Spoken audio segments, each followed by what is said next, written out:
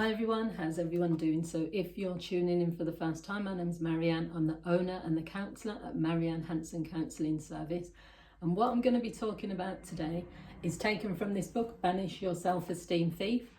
I don't know how many years ago, probably 3 or 4 years ago, I made a book review about this book where I looked at cognitive distortions. They're sometimes also known as negative thinking errors. And I just wanted to take an opportunity to explore some of these again, because cognitive distortions, if you literally type that into the search bar on YouTube, there is so much interesting information about this. And basically, a cognitive distortion just means that someone has a negative type of thinking or a distortion of their thoughts, which are not based on reality, but they're based on their belief system. So when something happens to them, or when they experience something, it's not the reality of, okay, this is happening and this, I can assess this easily. A person with cognitive distortions or negative thinking errors will always think the worst. So these are quite common for most people to some level, but when it becomes kind of really extreme, it can have a massive impact on people's lives. I've worked with many people over the years with these cognitive distortions, and it's really, really hard, especially children, to convince them or to even get them to move away from these thoughts, because they're so ingrained within their thinking that the idea or the possibility that there's an alternative thought is just not there. So some of these negative thinking errors or cognitive distortions include all or nothing thinking. We sometimes call it black or white thinking. So this is thinking in absolute terms with no grey areas. So this would be someone who thinks they're a total failure. So you've probably all met people who sort of speak about themselves in really harsh terms. And no matter if their partner is saying to them, well, you're a brilliant girlfriend, or their parents are saying you're the best son or daughter I could have, or their boss is saying you're a brilliant employee. It doesn't matter what anyone else is saying. It doesn't matter if there's no evidence to support what they think. They still don't feel good about themselves. And it's nothing to do with what's happening. It's to do with their cognitive thinking.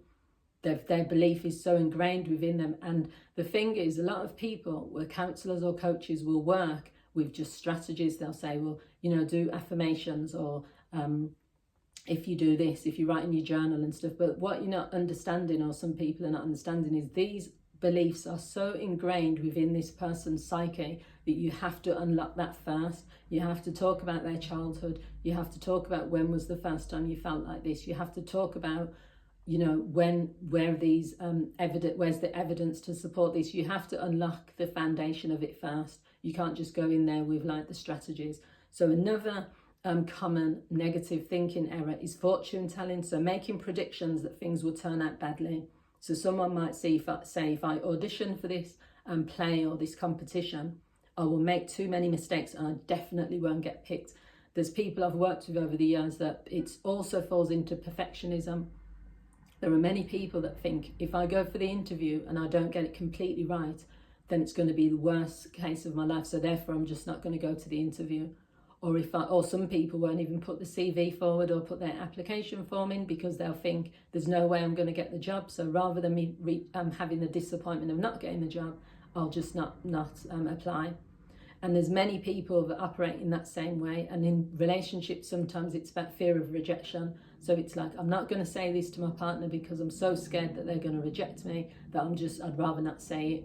Or I'm not going to go over to the bar and ask for, they've made a mistake or something. I'm not going to go to that shopkeeper or to the bar and say, you've given me the wrong change, because what if I've got it wrong, or what if they do this? So fortune telling means you're predicting things that haven't happened yet.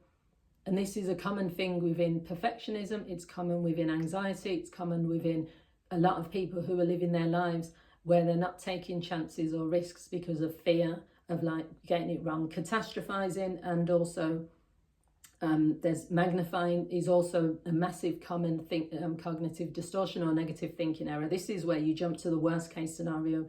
So you say, I made a mistake in something, so I'll definitely, this happens in relationships a lot. So it will be, someone will have a breakup and they'll say to themselves, that's all my fault. Every relationship I go into, it always ends up with the person leaving me. Therefore, that means I'm not good enough. Therefore, I'm not going to trust myself when it comes to relationships. Therefore, I'm not going to be in relationships. Therefore, it's better off being single. And therefore, you know, and this will keep me safe and protect me. And you'll see it all over social media with all of this, like, you know, stay single because that way it will keep you safe. And, oh, I've been single for 10 years because every relationship I've been in has been like terrible. And it's a cognitive distortion, because it's basically saying, catastrophizing is saying that you know that like whatever you do in life, it's going to go wrong. So what's the point in doing it anyway? So then you have to give yourself a justification for not doing that thing. But then that leaves you feeling unhappy because you really want to do that thing, but you don't trust yourself enough to do it. And there's loads more. I'm not going to go through all of them. There's things like putting yourself down, self-blame, there's focusing on the negatives. So this is another one, like if someone gives you 10 compliments, but you get 2 negative pieces of feedback, you'll ignore all the compliments. And this happens at work for lots of people. Their boss will say, you're a brilliant worker, we're really happy with you, we're glad you work for us. But then they say, but you know, there's just this little thing that needs to be tweaked.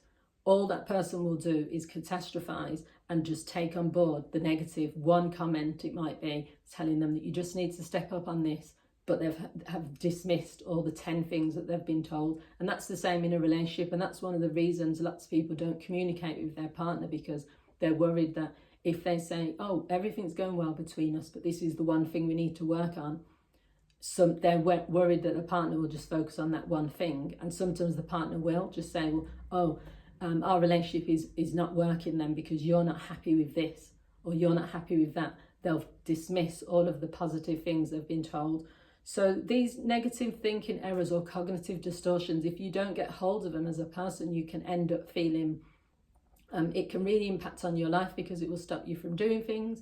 It means you're walking around feeling really self-conscious. You're not feeling good about yourself. You're not trusting your decisions. You're not happy with life. It's basically the only way you can deal with this is to rewire your thinking and to get to a point where you are operating from an evidence-based, you know, where's the evidence to determine this? Is there an alternative way of me thinking? Is it as black and white as I'm seeing it? And I think you can do that with a coach. You can do that with a counsellor. I've specifically worked with this type of issue. And over time, it's not a short-term solution. It is literally a long-term piece of work that you have to do, but you can change your cognitive distortions. So I think throughout like the next year, I am going to be making more videos around this. I'll probably look at some of these cognitive distortions in more depth. But if you found this video useful, feel free to leave your thoughts. I'd love to hear from you. Thanks for watching. Bye.